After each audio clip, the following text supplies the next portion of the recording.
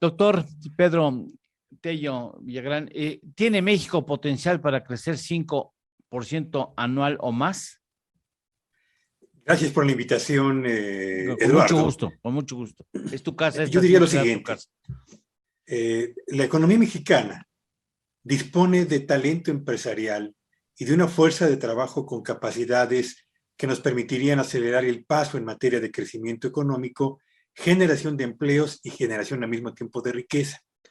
Pero la verdad, Eduardo, es que el crecimiento potencial de una economía depende de todo el flujo de inversiones que se ha realizado en años y en décadas anteriores para acrecentar la infraestructura productiva, para mejorar la infraestructura de comunicaciones y transportes, para dotar a las empresas de la capacidad tecnológica que les permita competir en el mercado nacional y aún en los mercados internacionales, y para disponer de una fuerza de trabajo perfectamente capacitada, actualizada y con todos los atributos y requerimientos para poder ser tan eficiente como lo requiere una economía en un ambiente económico mundial tan competitivo como el que define el presidente a escala internacional.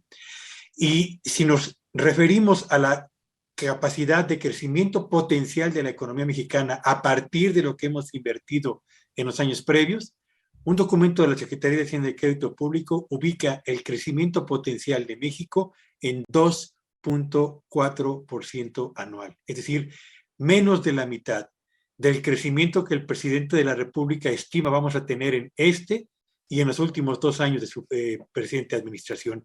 Y esta es la cuestión que tenemos que enfrentar como una realidad de nuestro país. No hemos invertido en infraestructura a lo largo de los últimos años, no hemos fortalecido a la planta productiva nacional y no tenemos capacidad para acelerar y mantener el paso en los próximos años en materia de crecimiento económico, Eduardo. O sea que entiendo que para poder aumentar ese potencial de crecimiento tendremos que hacer cosas que indudablemente darán como resultado mejores tasas de crecimiento anual. Sí, por supuesto. Pensemos en el ejemplo de un hogar o de una empresa. Si no remodelamos las instalaciones, si no atendemos la modernización de aquellas zonas que se han, por el tiempo y el uso, han envejecido, si no renovamos la maquinaria y el equipo con el que están operando las empresas, al cabo del tiempo la productividad y la eficiencia de esta empresa van a tender a declinar y su capacidad para ofrecer productos con costos menores va a debilitarse al mismo tiempo. Lo mismo ocurre con la economía de un país. En México no hemos invertido en los últimos 7 años en la expansión real de la infraestructura productiva. Tampoco lo hemos hecho en la mejoría de las vías de comunicación y de los medios de transporte.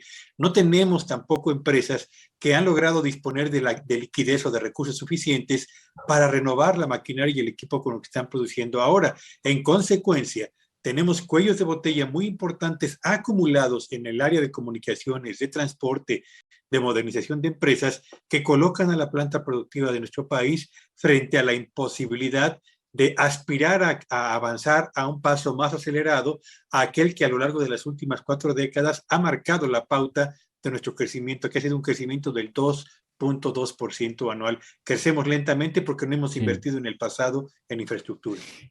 No sé si recuerdes cuando en los 60s veías abajo a España. España, ¿dónde está allá? Está ahí abajo.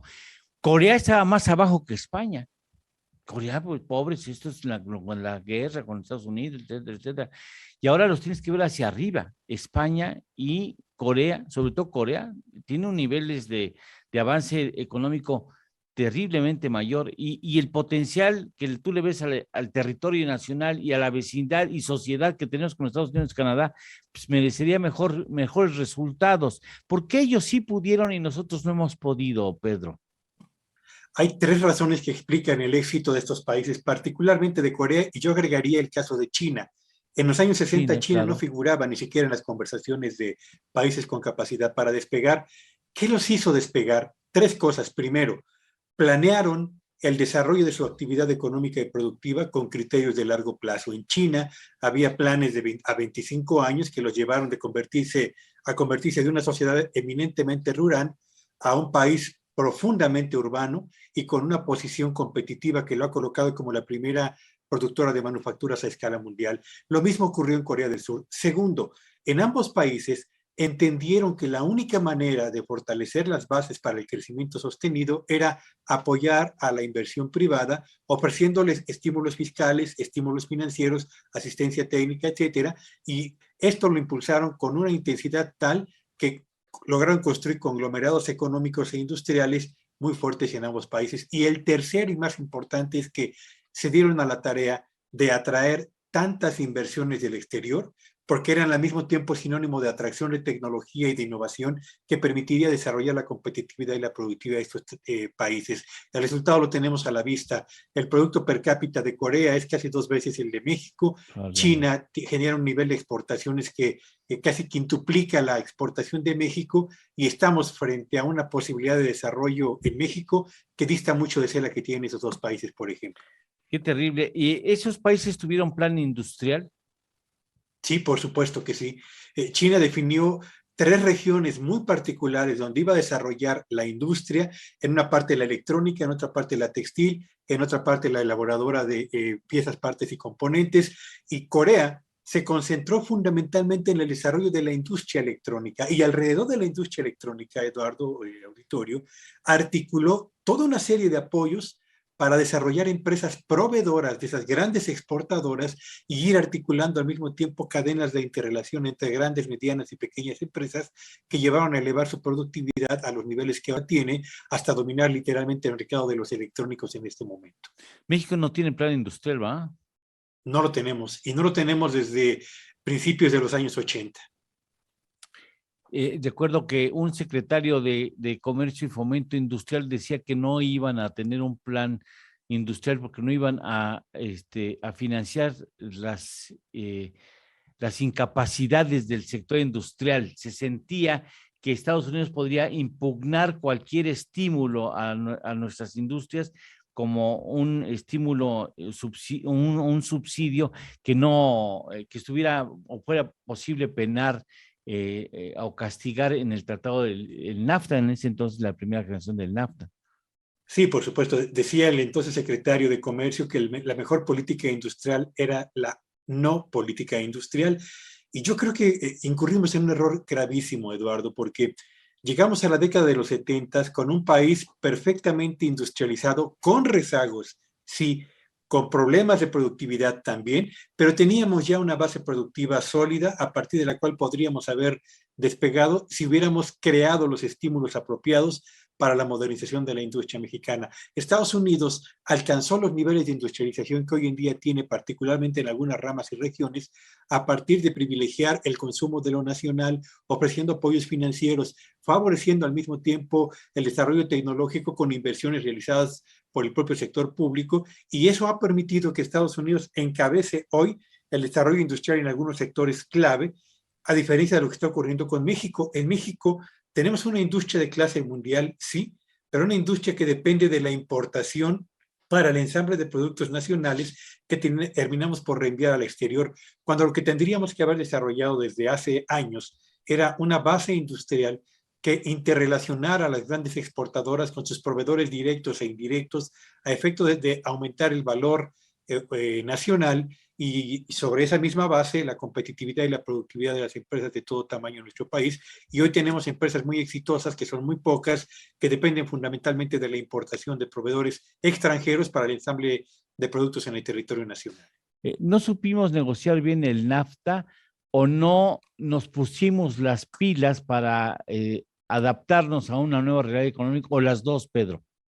Yo creo que no supimos entender que el desarrollo de un país dependía del fortalecimiento de sus capacidades productivas propias y al mismo tiempo de la apertura de mercados y de oportunidades de negocio en el exterior.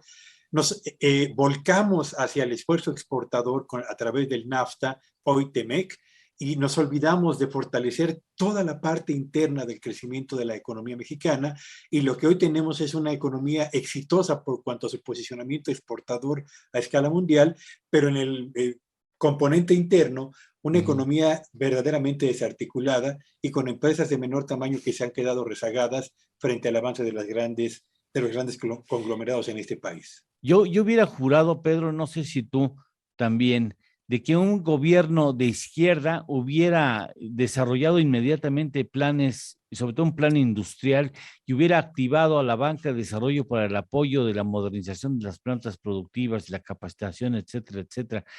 Y bueno, para el presidente no existe la banca de desarrollo. O sea, me sorprende que siendo de izquierda no se hayan apoyado en esas instituciones que son fundamentalmente para desarrollar y fomentar la industrialización y la mejora de la planta industrial.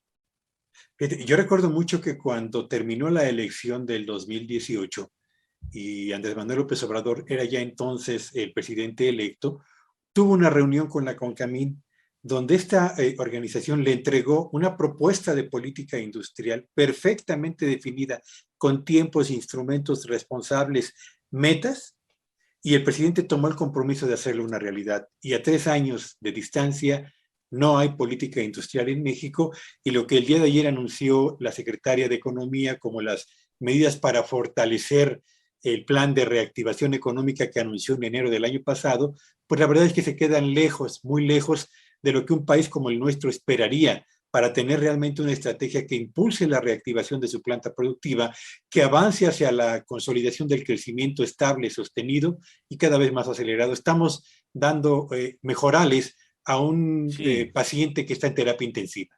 Oye, ¿y ese plan, esa propuesta es pública? ¿Se puede Sí, por consultar? supuesto, por supuesto. El 19 de enero del año 2021, la entonces recién estrenada secretaria de Economía, Tatiana Cloutier, anunció un plan para la reactivación económica a partir de 4 pilares. Primero, impulsar el mercado interno, el empleo y a los sectores económicos. 2, fomentar la inversión. 3, impulsar el comercio exterior. Y 4, impulsar la competitividad. Y de entonces, enero del año pasado a la fecha, los resultados de ese plan se han quedado francamente muy lejos de lo que todos esperábamos, y ayer, acompañada por los representantes del sector privado, anunció medidas para el reforzamiento que no fueron sino agregar únicamente a Nacional Financiera con su plan de financiamiento para este año, y al Infonavit también con su compromiso de agilizar la entrega de financiamientos para la entrega de casas de interés social a quienes son los derechohabientes. Fuera de eso, y la promesa de que van a agilizar la reducción de trámites y la desregulación, fuera de eso no hay absolutamente nada nuevo, Eduardo. Y mientras no se haga esto, difícilmente podríamos aumentar el ritmo de crecimiento que está o que había tenido. O sea, es posible que en este sexenio se entregue una tasa de crecimiento promedio anual menor al 1%. Es una realidad. Yo creo que no es Probable, probable. es seguro. Vamos a crecer vamos a tener este sexenio con un crecimiento promedio anual que no va a alcanzar ni siquiera el 0.5%. Eso me parece que es un hecho, y habla, yo diría, de el desprecio que se tuvo a la planeación, a la creación de programas para el fortalecimiento de la planta productiva nacional, y sobre todo para la articulación de bases que nos permitan emprender el desarrollo sostenido en los años por venir, Eduardo. Pedro, esta es tu casa. Muchísimas gracias. Valoro mucho que nos ayudes a entender la realidad económica de este país. Te mando un abrazo muy fuerte. Cuídate mucho. Gracias por la invitación y buenos días a todos. Muchas gracias, Pedro. Gracias. Hasta pronto.